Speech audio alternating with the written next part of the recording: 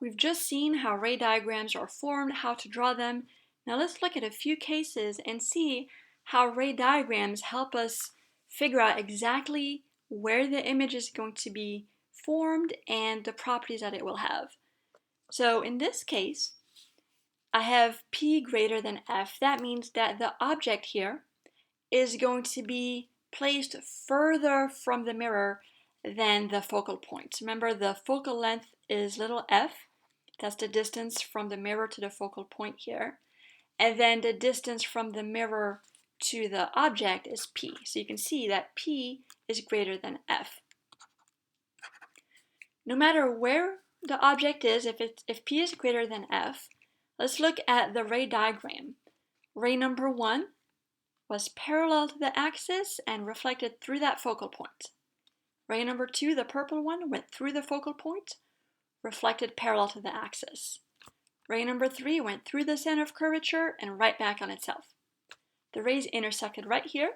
It's very similar to the picture that I just drew, but this one is a lot neater and nicer to look at. So you can see that the rays actually intersected here. That means that the image is real. You can also see that the image is upside down or inverted. It turns out that the image can actually be smaller or larger than the object. It just depends where the object is. If the object is further than the center of curvature, then it's going to be smaller. But if the object is somewhere in between, then the image will have different properties, and we're actually going to see that in an example that's coming up very soon.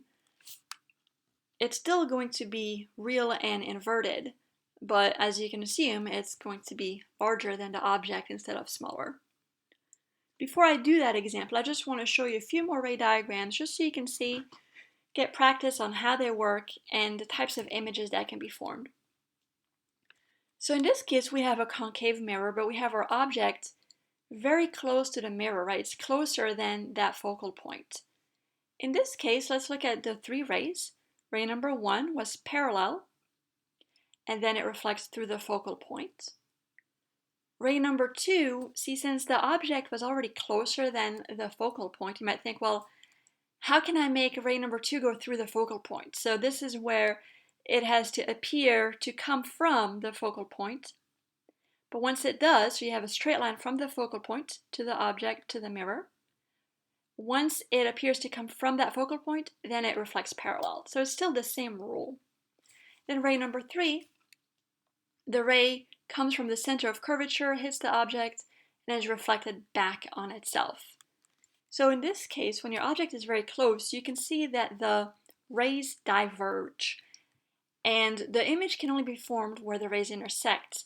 So you have to trace the rays backwards. When you do that, that means that the image is virtual. This is not a real image. The rays did not actually intersect.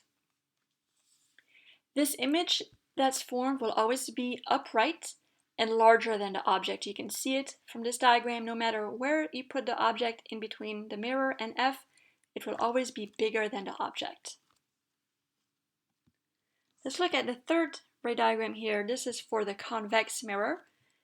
So convex mirrors always produce virtual images, no matter where the object is. That's because, remember, this was also known as a diverging mirror. When the rays reflect off the mirror, they don't come together, they always diverge. Let's look at the rays one more time just so we get used to those rules, right? Ray number 1 is parallel, and then it appears to come from the focal point here, but it's reflecting off the surface.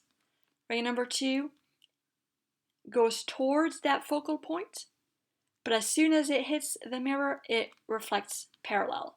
Ray number 3 goes toward that center of curvature, but as soon as it reaches the mirror, it reflects in the same direction.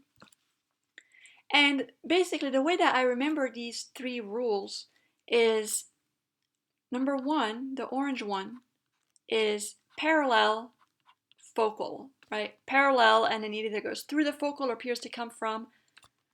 Number 2, focal, parallel. Ray number 2 tries to go through the focal point or towards it, and then as soon as it hits, it always reflects parallel. So this is always the incoming ray, and this is the reflected ray. Ray number 3 is just center. It goes through the center, it comes back through the center. It goes towards the center, it comes back through the center. So that's how I remember these 3 rules. So the image will always be virtual for your convex mirror, and it will always be upright and smaller than the object, as you can see.